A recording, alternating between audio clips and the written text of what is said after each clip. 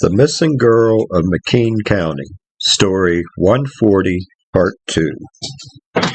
Two doctors in Bradford told police they had invented a machine that could find Marjorie. They put a picture of the little girl between two metal plates. After turning on the machine, an antenna-like device covered with wires atop the plates began turning back and forth, finally stopping, pointing southwest. The doctors told the police the machine indicated the girl was in West Virginia. Joining the search were the bloodhounds being used by New York State Troopers W. Horton and J. Bersheimer. The dogs had recently found a missing little boy along Lake Chautauqua near Lakewood, New York. Other police walked several miles into the woods past Chapel Fork Road to talk to an old hermit.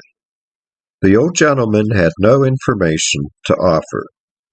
One lead they began following involved a man checking into a hotel in Thomas, West Virginia, 240 miles south of Kane. The man had a young girl with him who matched the description of Marjorie. Marjorie had been described as being a redhead with blue eyes. She was wearing a blue coat and a red hat.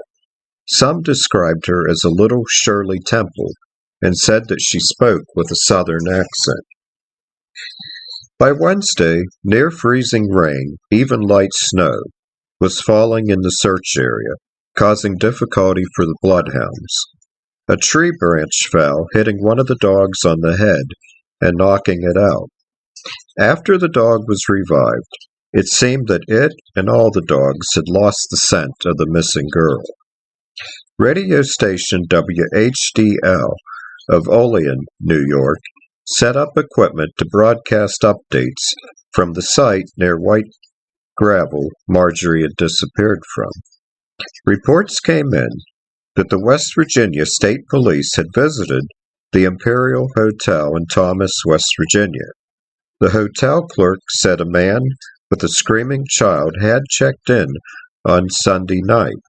It appeared to him that the man was attempting to hide the girl's face from him.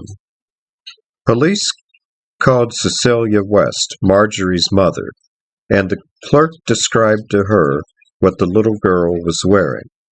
It differed from the clothing Marjorie wore the last time her mother saw her.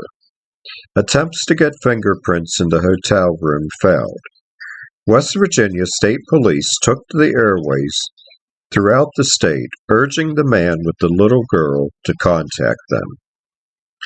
By Thursday, 4 days after the disappearance of Marjorie West, over 2,000 men gathered for a desperate attempt to find the little girl.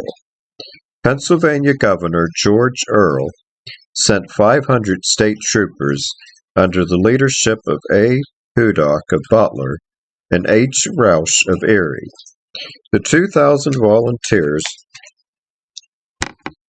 were divided into groups of 25, with a state trooper in charge of each group. The bloodhounds were returned home that afternoon after failing to find any clues. Cecilia West went on WHDL, urging anyone who might have her daughter to please drop her off at any American Legion post in the region. A child's footsteps were found near Klondike, Pennsylvania, east of where the Kinzua Dam and Allegheny Reservoir are today.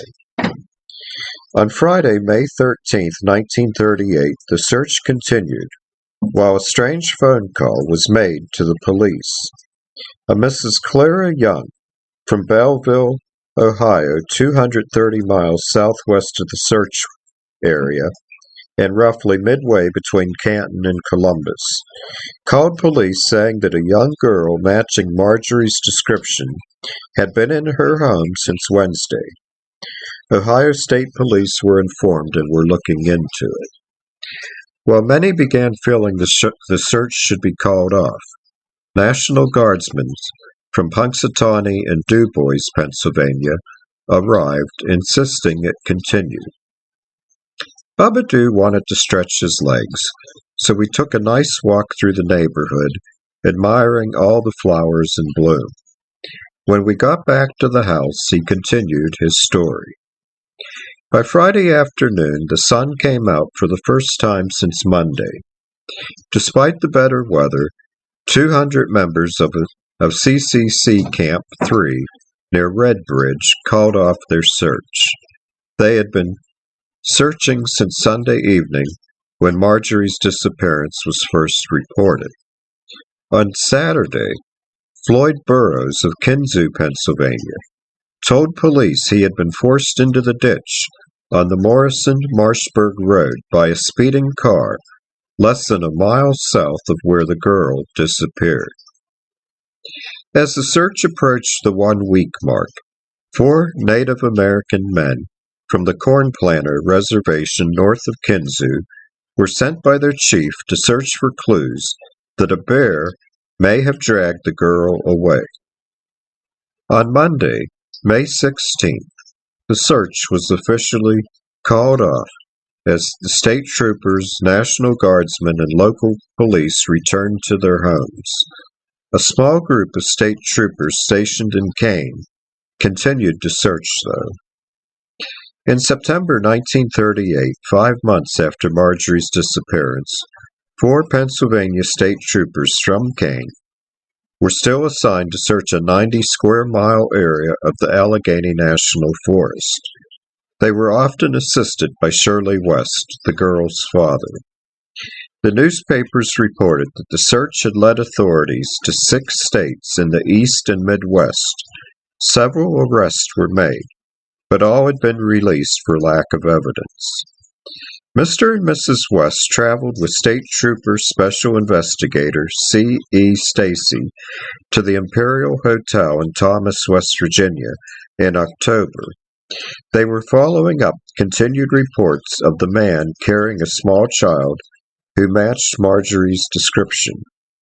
After talking to hotel employees and a taxicab driver, they learned of a railroad man from a small town in Maryland who had seen the man. Traveling there, the man gave them the address of a merchant from Ridgely, West Virginia, who had stayed at the hotel the night Marjorie disappeared. The West and Trooper Stacy now drove to the small West Virginia town midway between Pittsburgh and Baltimore. End of Part 2.